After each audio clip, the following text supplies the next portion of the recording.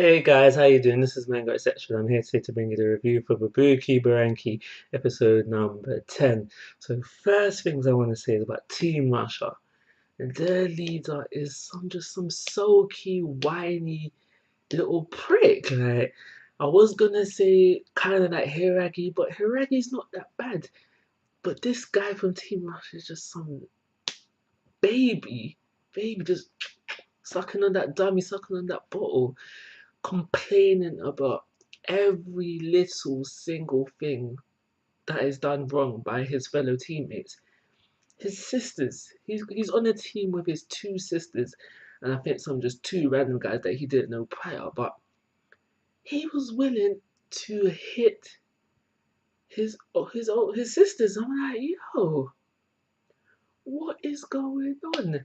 And then we get this moment where the two other guys protect the sisters, and the sisters are ungrateful at the end of the day. But yeah, we get this bit where they're protecting the sisters now, and I think this is because of what the leader said in the last episode, where he was like, "Protect my sisters no matter what." So when it came to the leader attacking the sisters, they jumped in to protect the way.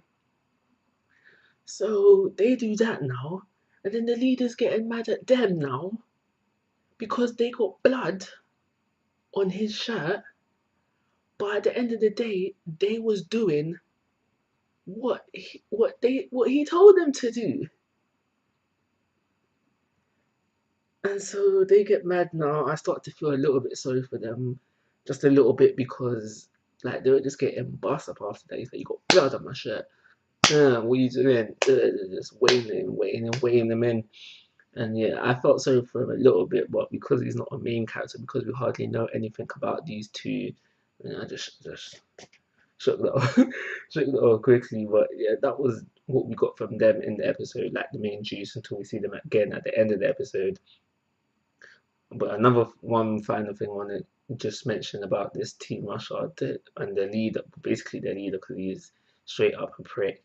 He he quickly, easily, like no hesitation, just gives up the limbs to his Buranki like it was nothing. So Entei can use them, and I'm going to talk about the Entei Obi fight a bit more later on. So we have Team America now, mostly Epso, help our heroes fight Entei, and what they do basically is tell Azuma about breaking his heart, and now breaking the heart of a Buranki does, well, it does three things. The first thing is power it up. So it takes the Buranki to a next level. The second thing it does is open the pathway. And I think this might be just for Obu actually, but it opens the pathway to Treasure Island. And the third thing it does is it makes the Buranki, because once the heart is now in the head, and if you don't watch Bubuki Buranki, that might sound odd, but once the heart is in the head, the Buranki starts to just, it's basically taken the heart, and I'm talking about the person who controls the heart. It's basically taken that person, and I don't know what it's doing to them, but it's taken them. And we later on in the episode see Azuma's mom, who's still alive apparently, come, and I'm going to talk about the mom a bit more later on as well. Yeah, come and free Azuma. So we have that. So okay, let me talk about the fight now between Obu and Entei. It was boring.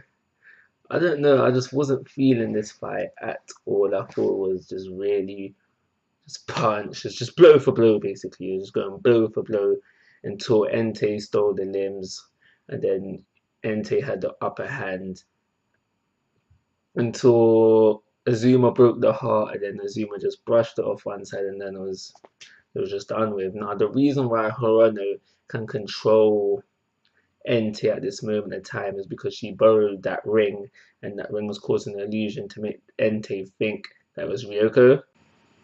So we see during the fight that Hirono can't hack controlling Entei, and just as the episode goes on, her arms are scarred, her legs are scarred. She's essentially become a black become a black person in a sense of a few minutes. And it's during this time when she's scarred up, this is after the fight, where she mentions something where she's basically saying that Entei has a hidden secret. Now, I think I know what the secret is. I think the secret is that when, because later as the episode goes on, we see Obu trying to take over Azuma. Now, what I think has happened is that Entei has taken over someone previously, and because it is done that, it doesn't need his heart to stay in control. It can stay in control of just the head of the person that is taken over previously. So after the fight, the rest of the episode is on Treasure Island as we find out the mum is still alive, and it's basically the mum showing them around. Now, I think the mum is holding some secrets because every time Haragi tried to ask her a question, she'd quickly divert to something else or just change the subject, so or just say something in general, so she didn't have to address the question. So I think she's up to something, and I further think that this is enforced by the fact how Azuma has always been described to be not like his mum. So I think there's some sort of secret being held there. So we got some sort of relationship thing going on in this episode where we see Hiragi and Kino having a conversation, and Haragi is like, did you really sleep with that guy? Did you, okay, so you didn't sleep with him, but did you kiss him? And like some sort of relationship building thing going on there. And I'm like, where did this come from? Like, it's a bit out of the blue, in it. I'm like, where did this come from? And then straight after that, we go into another one. Now, this one is a bit more acceptable where we have um, Kogani and Azuma. Now, Kogani has always shown that like Azuma was a best friend kind of figure, or at least that's the way I see it. So it didn't come as too much of a surprise for Kogani to like Azuma, but Hiragi liking Kina, that was just straight out the blue, like yo, like literally like the author decided just to add that in now, just to make the episode a little bit longer.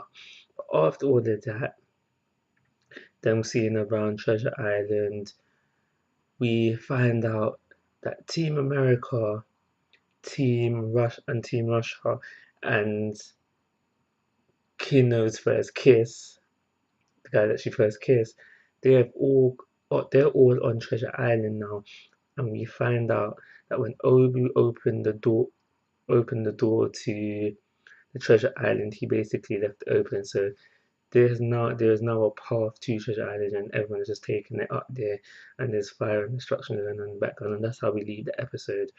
So yeah, I think this episode was fairly standard. I think the fight between Entei and Oru could have been a lot better. It was just basically blow for blow. So for those reasons, I'm only going to give this episode a 3-star rating. Like always, guys, I'm asking for your thoughts and opinions. If you haven't already, please subscribe to my YouTube channel. Most importantly, take care. Have a nice day.